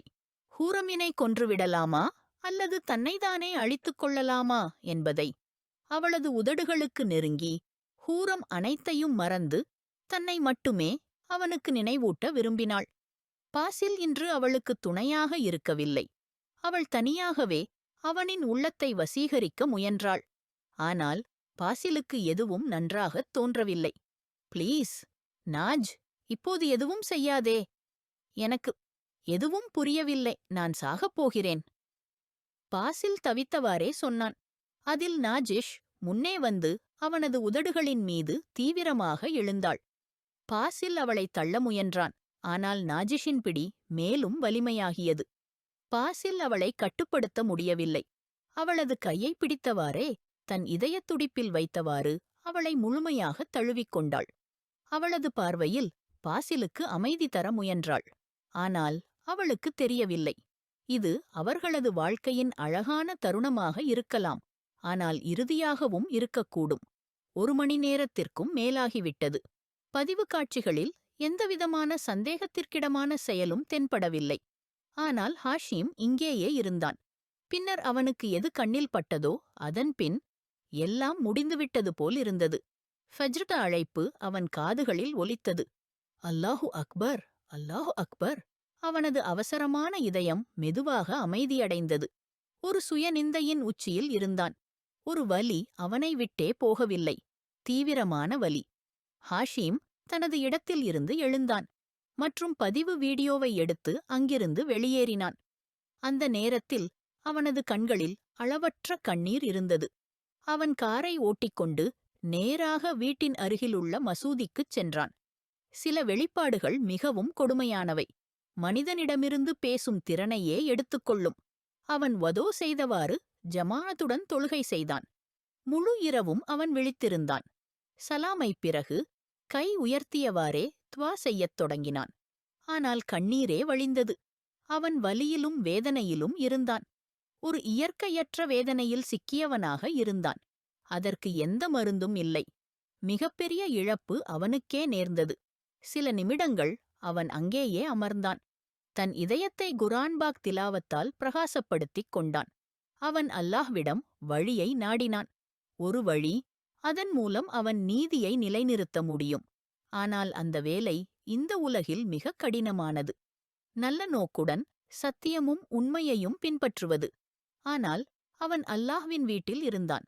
அல்லாஹ் தன் அடியாள்களை ஏமாற்றுவதில்லை. ஹாஷிமையும் அல்லாஹ் ஏமாற்றவில்லை. அவனுக்கும் அல்லாஹ் ஒளியின் ஒரு கதிரை வழங்கினார். அவன் சூரத்து நூர் இன் 30 மற்றும் 24வது வசனங்களை படித்தான். அர்த்தம்: மாசற்ற, அறியாமையுள்ள, நம்பிக்கையுள்ள பெண்கள் மீது குற்றஞ்சாட்டுகிறவர்கள், அவர்கள் இவ்வுலகத்திலும் பரலோகத்திலும் சபிக்கப்படுவார்கள். அவர்களுக்கு கடுமையான வேதனை உண்டு. அவர்களுக்கு எதிராக அவர்களின் நாக்கும் கைகளும் கால்களும் அவர்கள் செய்ததைப் பற்றி சாட்சி சொல்லும். ஹாஷிம் கண்களை மூடியவாறே குர்ஆன்பாக்கை மார்பில் அணைத்தான். கண்ணீர் தானாகவே வழிந்தது. அவனது உதடுகள் அமைதியாக இருந்தன. யாரிடமும் எதுவும் சொல்லவில்லை. ஆனால் அவன் இதயம் அல்லாஹ்விடம் பேசிக் கொண்டிருந்தது. அல்லாஹ் எல்லா இதயங்களையும் கேட்பவர். ஹூரம் ஃபஜர் தொழுகையை முடித்து ஜாய்னமாஸ் மீது அமர்ந்தவாறே, அழுதவாறே அல்லாஹ்விடம் உதவி கேட்டாள். அவள் அறிவதாயிருந்தது. இப்பொழுது அவள் அசமர்த்தமாயிருக்கிறாள். எல்லா பக்கங்களிலும் அவள்தான் கண்டிப்பாக பழிக்கப்படும். குறிப்பாக ஹாஷிமின் கோபம் அவளுக்கு பெரும் பயமாக இருந்தது. சகோதரன் கையை உயர்த்தி வீட்டிலிருந்து தள்ளிவிட்டு அவன் கோபத்தை காட்டிவிட்டான். ஆனால் ஹாஷிமின் அமைதியான உதடுகள், அவனது பேசும் கண்கள், அவைகளே ஹூரமுக்குப் பெரிய பயத்தை ஏற்படுத்தின. ஜாய்னமாஸ் மீது அமர்ந்தவாறே நடுங்கிக் கொண்டிருந்தாள். அல்லாஹ்விடம் பிரார்த்தித்துக் கொண்டிருந்தாள். அவளது ஒவ்வொரு பிரார்த்தனையும் ஹாஷிமின் காதுகளில் ஒலித்தது. அவன் எப்போது வந்தானோ சோபாவில் அமர்ந்திருந்தான். அந்த நூறினால் ஒளிரும் நிலவை பார்த்துக் கொண்டிருந்தான். ஒரு அமைதி ஹாஷிமின் உதடுகளில் இருந்தது. ஹூரம் துவா கேட்டவாறே மீண்டும் சஜ்தாவில் விழுந்து தன் அல்லாஹ்வை கூப்பிட்டாள். ஹாஷிமின் இதயத்தில் ஒரு வலி எழுந்தது. என் ஒரு துவாவும் அர்ஷ் மீது ஏறி சென்றால் அப்பொழுது. இப்போது ஹாஷிம் அசௌகரியத்தில் சாய்ந்திருந்த இடத்தில் இருந்து நேராக உட்கார்ந்தான். ஹூரமும் எழுந்துவிட்டாள். ஜாய்னமாஸ் மடிக்கிறவாறு திரும்பினாள். ஆனால் அவளது கால்கள் அங்கேயே உறைந்து போனது. ஒரு கணத்தில் அவளுக்குள் நடுக்கம் ஏற்பட்டது. ஹாஷிமை பார்த்தவுடன் அவள் சில அடி பின்வாங்கினாள். ஹாஷிம் முன்னே வந்து அவளது மணிக்கட்டை பிடித்தான். மற்றும் படுக்கையில் அழைத்தான். ஒன்றே ஒன்று அவளை பார்த்துக் கொண்டிருந்தான். அவளது கன்னத்தில் சிவந்த விரல் தடங்கள் இன்னும் தெளிவாக இருந்தன. உன்னை பாசில் அடித்தாரா? அவன் கேட்ட கேள்வியில் ஹூரம் ஆச்சரியத்துடன் அவனை பார்த்தாள். அவளது கன்னத்தில் கையைச் சுற்றியவாறு ஹாஷிம் வேறொரு உலகில் சென்றுவிட்டான் போலிருந்தான். அவளது துப்பட்டாவை எடுத்து ஒரு பக்கமாக வைத்தான். அவளது கழுத்திலும் அடையாளங்கள் இருந்தன. ஹாஷிம் அதை பார்க்க விரும்பினான். அவளது தலைமுடியை பின்னால் மாற்றி அவளது கழுத்தில் மென்மையாக விரல்களை செலுத்தினான். ஹூரத்தின் முழு உடலிலும் ஒரு அதிர்ச்சி பரவியது. உடலின் அனைத்து இரத்தமும் முகத்திற்கே சென்று மையமடைந்தது. அவளது கழுத்தை மென்மையாகத் தொடும் அவனின் இயக்கங்கள் ஹூரத்தின் உள்ளத்தில் ஒரு வித்தியாசமான சிறுசிறுப்பை உண்டாக்கியது. நடுங்கும் அவள் கண்களை மூடியாள். அவளது தொடரும் நடுக்கம் ஹாஷிமிடம் மறைவாக இருந்தது.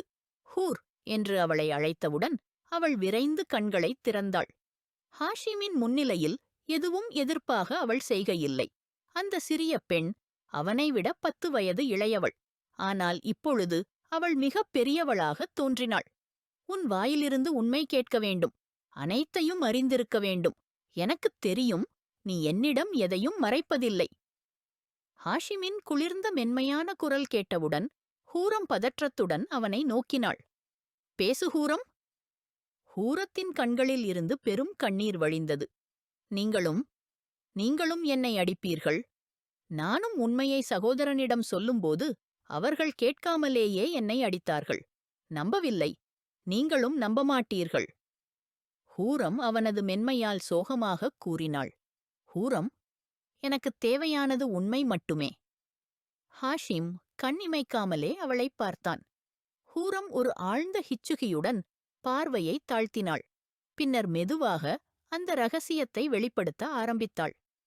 அதை ஹாஷிம் கேட்கும்போது அவனுக்குத் தோன்றியது மரணம் வந்துவிட்டது போல. காலைச் சூரியன் உஸ்மான் மாளிகையில் மகிழ்ச்சியையா அல்லது துக்கத்தையா கொண்டு வரப்போகிறதோ யாருக்கும் தெரியவில்லை. பாசில் நாஜிஷின் பக்கத்தில் ஆழ்ந்த நித்திரையில் இருந்தான். நாஜிஷின் விழிகள் திறந்தன. மெதுவாக பாசிலின் கையை பின்னால் வைத்து அவள் எழுந்தாள். கைபேசியை எடுத்தவாறே வெளியே சென்றாள். அழைப்பு செலுத்தினாள். அவளது முகத்தில் எந்த பாவனையும் இல்லை. அழைப்பு ஏற்கப்பட்டது. அவன் எங்கே இருக்கிறான் என்ற முதல் கேள்வி. எதிர்பார்க்கப்பட்ட பதில் கேட்டவுடன் நாஜிஷின் நெற்றியில் சுருக்கம். அவனை கவனமாகப் பார்த்துக்கொள். நான் தொடர்பு கொள்ளும் வரை நீயும் தொடர்பு கொள்ளாதே. இங்கே நான் எல்லாவற்றையும் சமாளிக்கிறேன். நாஜிஷ் உறுதியளித்தாள் மற்றும் அழைப்பை முடித்தாள். மீண்டும் அந்த அறைக்குள் சென்றாள். அங்கே பாசில் உலகம் பற்றி தெரியாமல் தூங்கிக் கொண்டிருந்தான். நாஜிஷ் முன்னே சென்று அவனது அழகிய நெற்றியில் உதடுகளை வைத்து முத்தமிட்டாள். 2 கண்ணீர் துளிகள் சிதறி விழுந்தன. எனக்குத் தெரியும், நீங்களும் என்னை நம்பமாட்டீர்கள். சகோதரனும் நம்பவில்லை. அவனும் அடித்தான். நீங்களும் அடிப்பீர்கள் என்றவாறு அழுது கலங்கினாள். ஹாஷிம் முன்னே சென்று அவளைக் கன்னத்தில் கட்டியபோது அவள் முட்டித் தடுத்துவிட்டாள். கண்ணீர் எதுவும் இல்லை. முகம் திடீரென ஆச்சரியத்தில் உறைந்துவிட்டது. ஹாஷிம் அவளை தன்னுள் மிகவும் இறுக்கமாக கட்டியபடியே தழுவிக்கொண்டான். ஹூரமுக்குத் தன்னுடைய மூச்சே நிற்கிறது போல உணர்ந்தது. ஹா அஷ்ம் என்றவாறு பதற்றமாக அழைத்தாள். ஹாஷிம் தன்னையே கட்டுப்படுத்திக் கொண்டு அவளை விட்டு விலகினான் மற்றும் முகத்தை மாற்றினான். ஏதோ ஒன்று இருந்தது. ஹூரம் புரிந்து கொள்ளவில்லை. என்ன, ஹாஷிம் எல்லாமே தெரிந்துவிட்டதா? நான் சொல்வதற்கு முன்னால் அவருக்கு எல்லாமே தெரியுமா? ஹூரம் அதிர்ச்சியுடன் பின்னோக்கி சென்றாள். ஹாஷிம் அவளை இவ்வாறு திடீரென எழுந்ததை பார்த்தவுடன் அவனும் எழுந்தான். உங்களுக்கு எல்லாமே தெரிந்துவிட்டதா? ஹூரம் ஒரு மூச்சுத் திணறலுடன் கேட்டாள். இங்கே வா, என் பக்கம். ஹூரம்! ஹாஷிம் கை நீட்டி அவளை அருகில் வர வைக்க நினைத்தான். ஹூரம் தலை அசைத்தாள். ஹாஷிம் அவளது அந்த செயலையுங் கண்டு நெற்றியில் சுருக்கம் வந்துவிட்டது. ஹாஷிம் முன்னே வந்தான். ஹூரத்தின் கையை மெதுவாகப் பிடித்து தன் பக்கம் இழுத்தான். அவள் அவனது மார்பில் மோதி நின்றாள். விடுங்க, ப்ளீஸ்! அவள் பதற்றத்துடன் குமுறினாள். ஷ், அமைதியாயிரு. சத்தமில்லாம இருக்கணும். ஹாஷிம் அவளது உதட்டில் விரலை வைக்க அவள் திடுக்கிட்டு அமைதியாயிற்றாள். அவள் நடுங்கிய பார்வையால் அவனை பார்த்தாள். இவ்வளவு பயமா படுற? ஹாஷிம் மென்மையான குரலில் கேட்டான். ஹூரத்தின் கண்களில் கண்ணீர் திரண்டது. நீங்களெல்லாம் ஒரே மாதிரி. யாருக்கும் எனக்கு பற்று இல்லையே. அவள் ஆழ்ந்த மூச்சுடன் சொன்னாள். எனக்கிருக்கு, ரொம்ப முக்கியமா இருக்கு. ஹாஷிம் அவளது கன்னங்களில் கண்ணீரைத் துடைத்து மெதுவாக நெற்றியில் முத்தமிட்டான். நம்பிக்கையா? அவள் தடுமாறிய குரலில் கேட்டாள். அவன் அவளது விழிகளுக்குள் நேரடியாகப் பார்த்தான். அவ்விழிகளில் ஏராளமான நம்பிக்கை, ஏராளமான ஆசை இருந்தது. அவள் விரும்பினால் உண்மையைச் சொல்லி வெளியே சொல்ல முடிந்தது. ஆனால் அவள் மௌனமாக எல்லோரையும் பாதுகாத்தவள். நம்பிக்கையில்லையென்றா நீ இப்போ இங்கே இருக்க மாட்ட. ஹாஷிம் சொன்னவுடன் ஹூரத்தின் இதயம் துடித்தது. அவள் கண்களை தாழ்த்தினாள். இங்கே வா. ஹாஷிம் அவளை அருகில் உட்கார வைத்தான். அவளது தயக்கத்தை அவன் உணர்ந்தான். அவன் கண்களில் எரியும் ஆழமான உணர்வுகளை அவள் பார்த்தாள். அந்தக் கடலை அவளால் கட்டுப்படுத்த முடியாது என்பதை அறிந்தவள். அவளைத் தன் மார்போடு சேர்த்தவனாக, மெதுவாக பட்டியிலிருந்து சாய்ந்தவனாக இருந்தான். இனி யாரிடமும் எதுவும் பேச வேணாம். நான் பேசுறேன். நான் கேட்டுக்கறேன். என்னை நம்பு. உனக்கு ஒரு அஞ்சலும் வரவிடமாட்டேன். அவளது முகம் அவனது முகத்துக்கு நெருக்கமாக இருந்தது. ஹூரத்தின் இதயத் துடிப்பு வேகமாகியது. ஆனால் அவனது பார்வை, அவனது தொடுதல் எல்லாமே அமைதியும் பாதுகாப்பும் தந்தது. அவள் கண்களை மூடி அவன் மார்பில் தலைய வைத்து சுவாசித்தாள். யாரா, நீ ரொம்ப மென்மையானவளா? இவ்வளவு சின்ன விஷயத்திலேயே அழுதுட்ற? நான் முழுவதுமாக உன்னை ஆட்கொண்டு விட்டால் அப்புறம் உன்னுடைய நிலை என்ன ஆகும்? அவன் அவளது தலைவிரித்த தலையை தலையணையில் வைத்துக்கொண்டு அவளுக்கு மேலே சாய்ந்து சொன்னான். எனக்கு எரிச்சலாகிறது. அவள் தன் இரத்தம் மாறி சிவந்த உதடுகளை காட்டி சொன்னாள். ஹாஷிம் சிரித்தபடியே அவளது உதடுகளுக்கு மென்மையாக தனது உதடுகளை வைத்தான். இந்த முறை அவன் மென்மை அளவுக்கு அதிகம் இருந்தது. ஹூரம் மெய்சிலிர்த்து நின்றுவிட்டாள். உங்கள் மீசை கொஞ்சம் கிழிக்கிறது. அவளும் இப்போது அனைத்தையும் மறந்து அவனது நெருக்கத்தில் குழைந்தபடி சொன்னாள். இதுல என்ன ரொம்ப அழவேண்டியது? இது முதல் தான் நானே. அதனால பசுபசுவாக பழகிவிடுவே. இப்போது அவன் பின்வாங்கி தலையணையில் தலை வைத்து கண்கள் மூடினான். ஹூரம் அவனது அழகான முகத்தை பார்த்து கொண்டே இருந்தாள். அவளது தலையை அவன் தோளில் வைத்து தூங்கிவிடு. கொஞ்ச நேரம் இரவு முழுக்க விழித்துக் கொண்டே இருந்தாயே. ஹாஷிமின் தூக்கத்தில் கலந்த குரலைக் கேட்டு அவளும் அமைதியாக கண்களை மூடியாள். காலை நேர உணவு மேசையில் அனைவரும் இருந்தார்கள். திருமதி ஆபிதா முற்றிலும் அமைதியாக இருந்தார்கள். இன்று ஹாதியும் எந்தவிதமான ஜோக்குகளும் பேசவில்லை. ஹூரம் தலையிறக்கி காலை உணவு சாப்பிட்டுக் கொண்டிருந்தாள். ஆனால் அவளது தட்டில் இருக்கக்கூடிய உணவு அப்படியே இருந்தது. ஹாஷிம் தனது மொபைலிலிருந்து பார்வையை எடுத்து ஹூரம்தான் ஒரு பார்வை பார்த்துவிட்டு மீண்டும் மொபைலில் மூழ்கிவிட்டான். ஹாஷிம், எனக்கு உன்னோடு பேச வேண்டிய விஷயம் இருக்கிறது, என் அறைக்கு வா. அவள் எழுந்தாள். மம்மா, நீங்களே ஹூரத்தின் முன்னிலையில் பேசலாம்.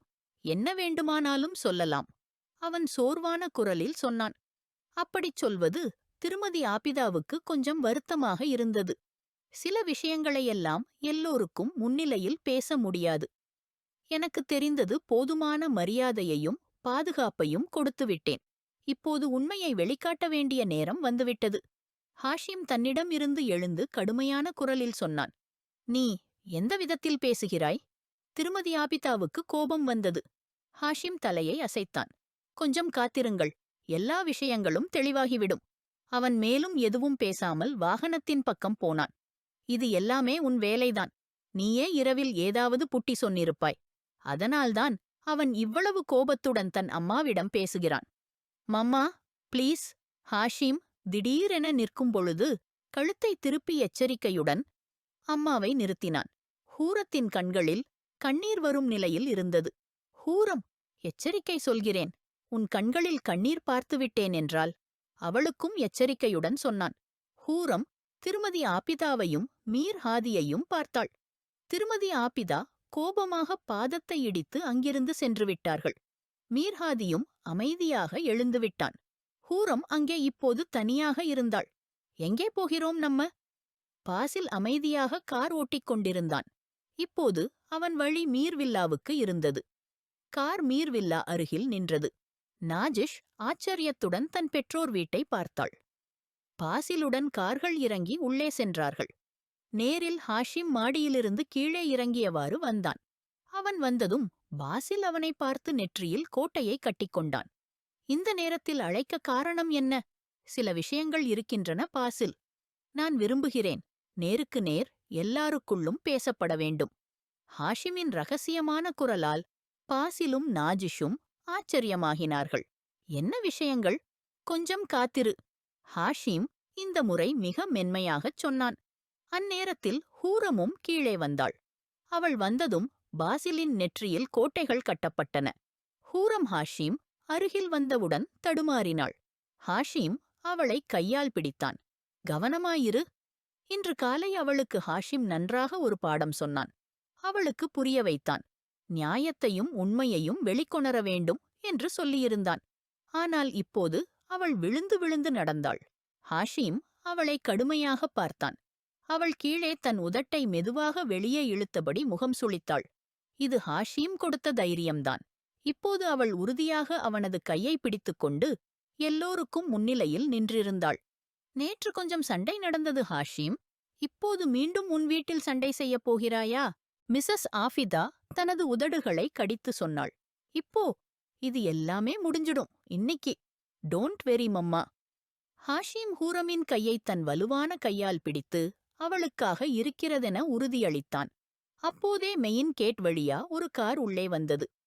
காரிலிருந்து இறங்கிய ஒருத்தி மீர்வில்லாவின் சுவர்கள், வாசல்களை பார்த்து கொண்டே உள்ளே நுழைந்தாள். எல்லாரும் அங்க இருந்தாங்க. எல்லாருடைய பார்வையும் அந்த ஹஸ்தியிலே சென்றது.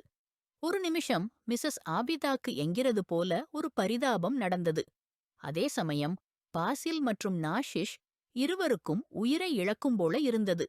அந்த அழகான சாடி அணிந்தவள், அப்போது நைஸ் லுக்ல நிஜமாகவே கண்ணை கவர்ந்தவளாக இருந்தாள். அவளது பார்வை ஹாஷிம்மே, வேறெவரையும் அவள் பார்க்கவே இல்ல. ஹாஷிம் அவளை அழைத்தபோது நாஷிஷ் உணர்ந்தாள். அவளது உயிரே பறந்து போய்விட்டது போல. சாரியா கேமரான். ஹாஷிம் அவளை அழைத்தான். அவள் கண்கள் குனிந்து சிரித்தாள். பிறகு திரும்பி பாசிலையும் நாஷிஷையும் பார்த்தாள். பாசில் கண்சிமிட்டாமல் அவளை பார்த்துக் கொண்டே இருந்தான். அவள் நாஷிஷுக்கு ஒரே மாதிரியாக இருந்தாள். ஆனா அவளது நடத்தை வேறுவிதமாக தனித்துவமாக இருந்தது. பாசில், உங்க கல்யாணம் நேரத்துல நிக்கா நாமாவுல சாரியா காமரான்னு எழுதியிருந்தது. ஆனா நாஷிஷ் காமரான் அந்த நிக்கா நாமாவ மாத்திட்டு தன் பேரை போட்டுவிட்டாள்.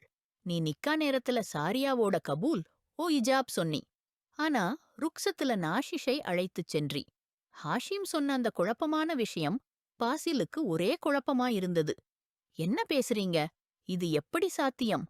பாசில் ஹாஷிம்ன பார்த்தான். பின்னாடி நாஷிஷை பார்த்தான். அவளுடைய முகத்தில் பயம் நிறைந்திருந்தது. ஒரு உண்மை உன்னிடமிருந்து மறைக்கப்பட்டது பாசில். ஒரு பொய்யை உண்மையாக காட்டுவதற்காக உன்னோட நிக்கா சாரியாவுடன் தான் நடந்தது.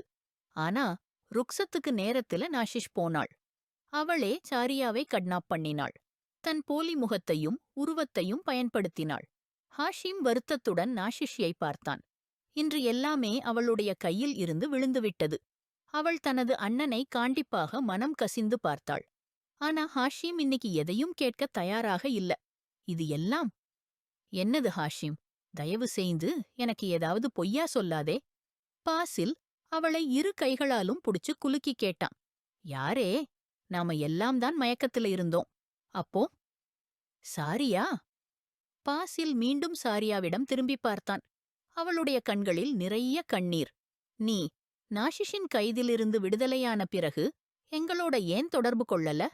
ஹாஷிம் கேட்டதும் சாரியாவின் பார்வை கீழே போய் மீண்டும் மேலே வந்தது. நான் தொடர்பு கொண்டேன். அந்த பொண்ணோட, என் சகோதரி என்று சொல்லக்கூடியவளிடம். என் பிரதிபலிப்பு. ஆனா அவள் என்னை மிரட்டினாள். நான் எதிரில வந்தா அவள் பாசிலையை கொன்னு விடுவாள். பாசில் அவளோட சந்தோஷமாயிருந்தான். நான் தோற்றேன் அந்த தருணத்துல. சாரியா ஆழமாக மூச்சுவிட்டு பேசினாள், கண்ணீரை துடைத்துக் கொண்டே. என்னையாவது தொடர்பு எடுத்திருக்கலாமே பைத்தியம். நாஷிஷ் எழுதிய கடிதம் நம்மை பொல்லாப்புக்கு தூக்கியது. அதில் அவள் இந்த வீட்டை விட்டு போவதா எழுதியிருந்தா. நமக்கெல்லாம் அவள் இங்கே இல்லாதவள்.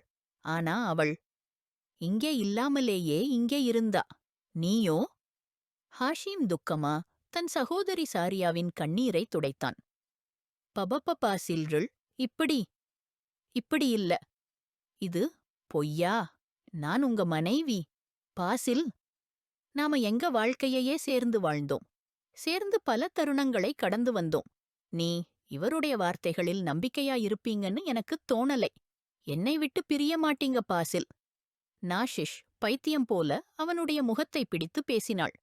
ஆனால் பாசில் சிலையாய் நின்றவாறு சாரியாவை பார்த்துக் கொண்டிருந்தான். அவளது பார்வை பாசில் மீதே நிலைத்திருந்தது. ஒரு நியாயமான உறவில்லாமல் ஒரு நபருடன் தங்கியிருந்தாள். அவன் தன் கண்களை பலமாக மூடிக்கொண்டான். இது என்ன பெரிய தந்திரம்! ஒரு பொய்யை நம்பி 2 வருடங்கள் வாழ்ந்துவிட்டான். அவன் தன்னையே அழித்துக் கொள்ளலாமா அல்லது அந்த பெண்ணையே அழித்துவிடலாமா என்பதற்குள் குழம்பியிருந்தான். ஏனெனில் அந்த பெண் அவனுடன் இப்படிச் செய்தாள். அந்த பெண்ணுக்கு தன்னுடைய சுயமரியாதை பற்றிய பராமரிப்பே இல்லை. திருமணமின்றியே தன் பெண்மையை இழந்துவிட்டாள். ஏன்? பாசில் வலியோடு நாஷிஷை பார்த்தான். அவள் அழுதுகொண்டே இருந்தாள்.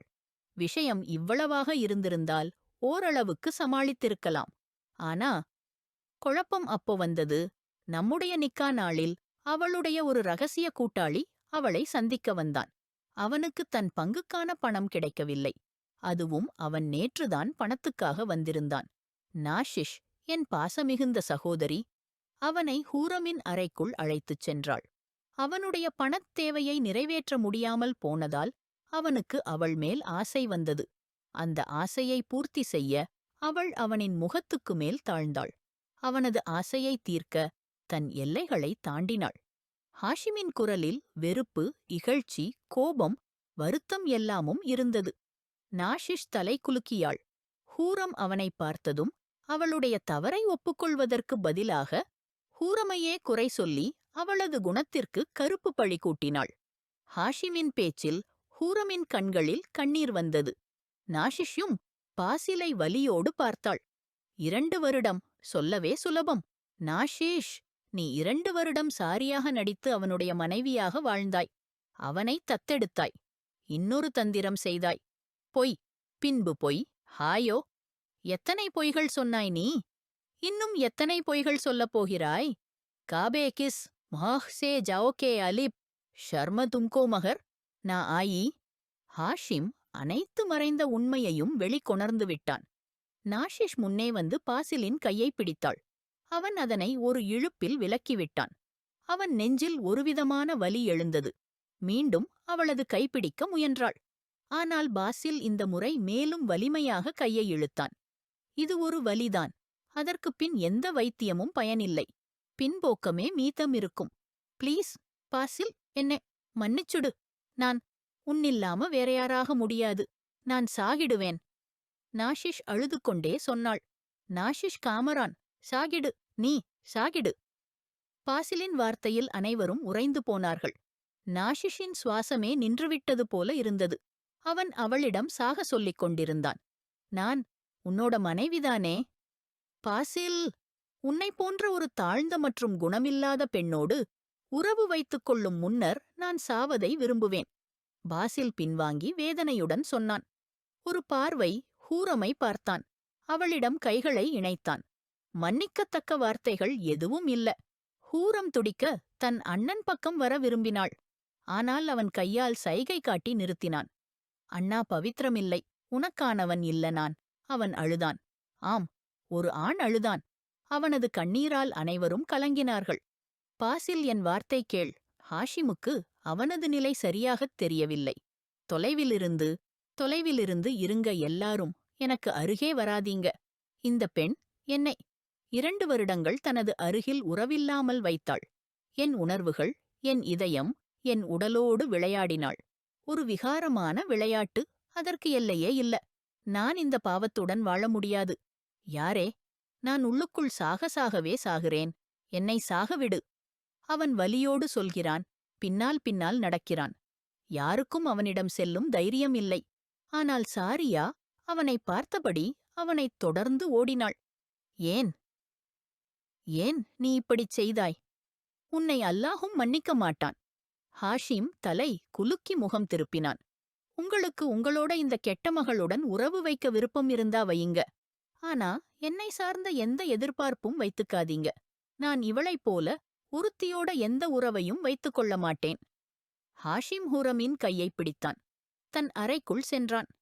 ஹாதியும் வெறுப்பு, இகழ்ச்சியுடன் தன் சகோதரியை பார்த்தான்.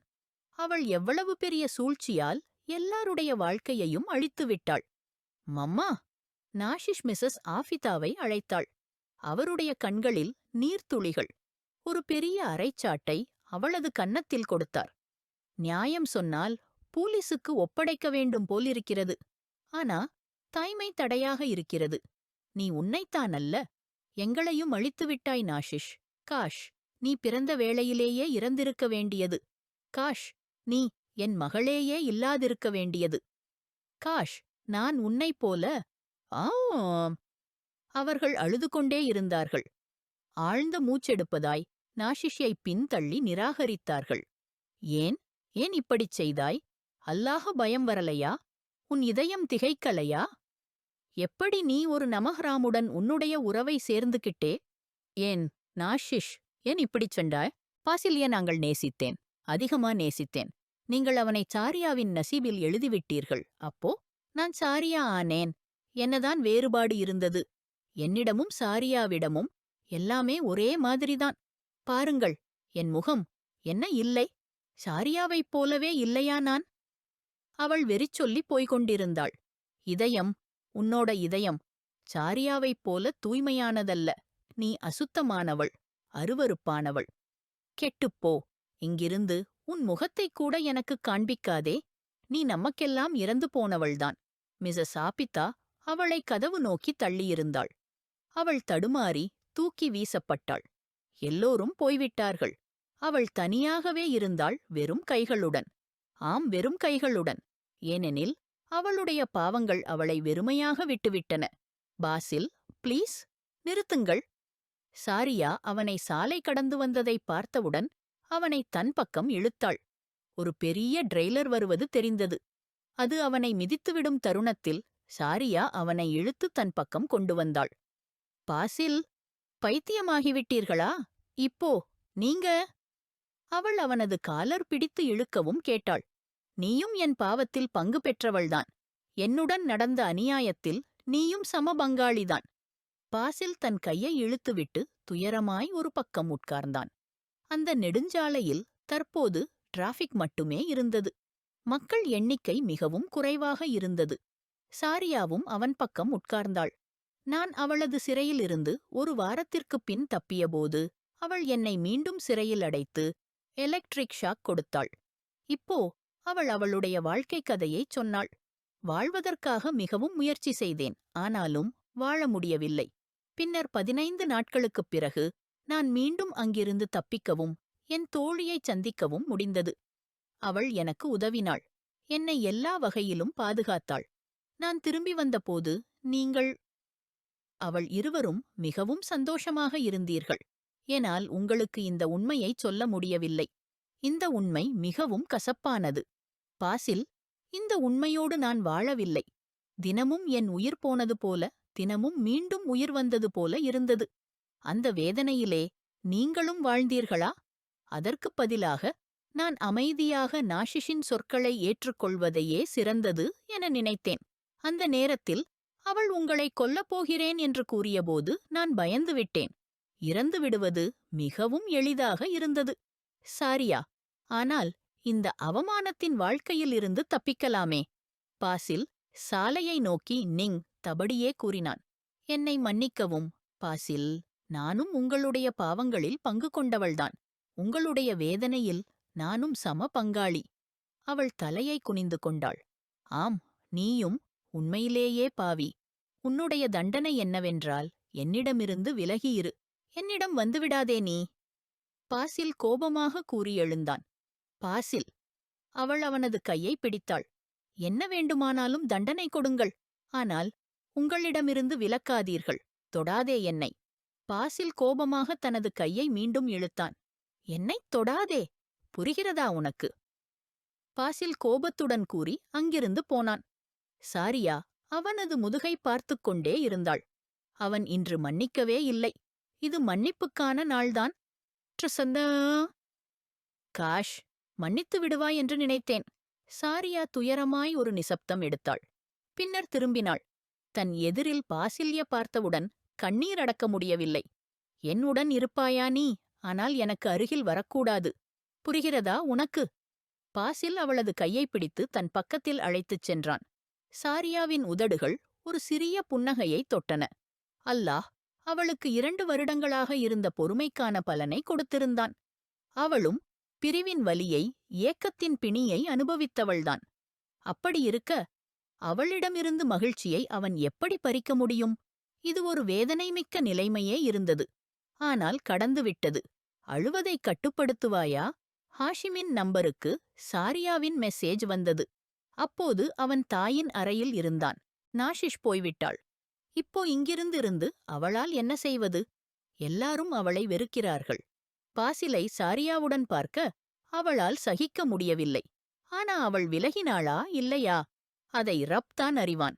ஹாஷிமின் முகத்தை ஒரு சிறிய புன்னகை தொட்டது.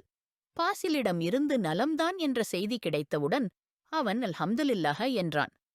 அம்மாவுக்கு நிம்மதி சொல்லியவாறு இப்போ அவன் ரூமில் வந்தான். அங்கே ஹூரமின் முடிவில்லாத கண்ணீர் துளிகள் தொடர்ந்து விழுந்து கொண்டிருந்தன. என் அண்ணனோட எவ்வளவோ மோசமா நடந்து கொண்டாங்க நாஷிஷ் பாபி. எவ்வளவு வலி அனுபவிக்க நேர்ந்தது அவருக்கு. முதலாவது விஷயம், அவங்க உங்க நாஷிஷ் பாபி இல்ல, உங்க பாபி சாரியா. எல்லாரையும் முட்டாளாக்கிட்டாங்க. எனக்கு நாஷிஷ் என கூப்பிடுங்க. நான் உங்க சாரியாதான். ஆனா எனக்கு நாஷிஷ் என அழைச்சு கூப்பிடுங்க. என் உருவத்தில நீங்கள் நாஷிஷையும் உயிரோடு வையுங்க. அவள் போனால என்ன? நான் இருக்கேன் இல்லையா? நான் உங்க சாரியாவும் இருக்கேன், நாஷிஷும் இருக்கேன். ரபிஷ், ஹாஷிம் தலையசைத்து சொன்னான். தன்னை நாஷிஷ் என அழைக்க சொன்னவள் உண்மையில் நாஷிஷ்தான். அவள் ஒருபோதும் சாரியா அல்ல. இது எல்லாம் கேமராஸ் மூலம்தான் தெரிந்தது இல்லையென்றால்? எப்படியும் தெரியாது. அதில் நாஷிஷ் அந்த ஆள் வீட்டிலிருந்து வெளியேற்றிக் கொண்டிருப்பது தெளிவாகத் தெரிந்தது. ஹாஷிம் பார்த்துவிட்டான். நீங்கள் அண்ணனை கண்டுபிடிச்சு கொண்டு வாருங்களேன் ப்ளீஸ். ஹூரம் ஹாஷிமின் பக்கத்தில் உட்காரி அவனது கையை பிடித்தாள். அவன் தன்னோட வீட்டில இருக்கான். சாரியா அவனோட இருக்கிறாள். அவள் ஹேண்டில் பண்ணிடுவா. நீ என்ன ஹேண்டில் பண்ணு. ஹாஷிம் அவளை இழுத்தவுடன் அவள் அவனது மடியில் விழுந்தாள். ஹஷ், என்னங்கடா இது, பேர் ஏன் சொல்றீங்க? பெரியவன்தானே நீங்க எனக்கு. ஹாஷிம் அவளது முதுகில் விரலால் ட்ரேசிங் செய்து அவளை இழுத்து சொன்னான். அப்போ நான் என்ன சொல்லணும்? அவள் திரும்பி அவனை பார்த்து ஆவலுடன் கேட்டாள். பாசிலிடமிருந்து மன நிம்மதி கிடைத்ததும் அவள் ஹாஷிம் பக்கம் திரும்பினாள். நீ நீ எனக்காகவே பாரு, எனக்காகவே விரும்பு, என்னை நேசு. பேசறதுக்கு வாழ்நாள் பூராவும் இருக்குது. ஹாஷிம் அவளை அருகில் இழுத்து அவளது மூச்சைத் தடுத்து அவளிடம் நெருக்கமடைந்தான். அவள் அவனை பார்த்தவுடன் தன் இதயத்தின் துடிப்பில் ஒரு அதிர்வை உணர்ந்தாள். முழு மனதுடன் நடுங்கினாள். ஆனா ஹாஷிமின் வலுவான பிடியிலிருந்து தப்பிக்காமல் பதிலாக முழுமையாகத் தன்னை ஒப்படைத்து விட்டாள். நல்லதும் கெட்டதும் இரண்டும் இருக்கின்றன. நம்மை சார்ந்ததே நாம் என்ன தேர்வு செய்கிறோம் என்பதே. இந்தக் கதை இங்கே எண்ட் ஆகிறது. ஆனால் வாழ்க்கையில்ல, வாழ்க்கையின் ஏற்றத்தாழ்வுகள் தொடர்கின்றன. என்ன நினைக்கிறீர்கள்? நாஷிஷை இப்படி யாரும் விட்டுவிட்டார்களா? இது சரியான முடிவா? அல்லது அவளை கானூனின் கையில் ஒப்படைக்க வேண்டாமா? நினைவில் வைக்கவும், மனிதர்கள் பொறுமை செலுத்துகிறார்கள் என்றால் அந்த பழிவாங்குவதை அல்லாஹ் செய்கிறான். உங்கள் கருத்தைத் தெரிவியுங்கள். முடிந்தது.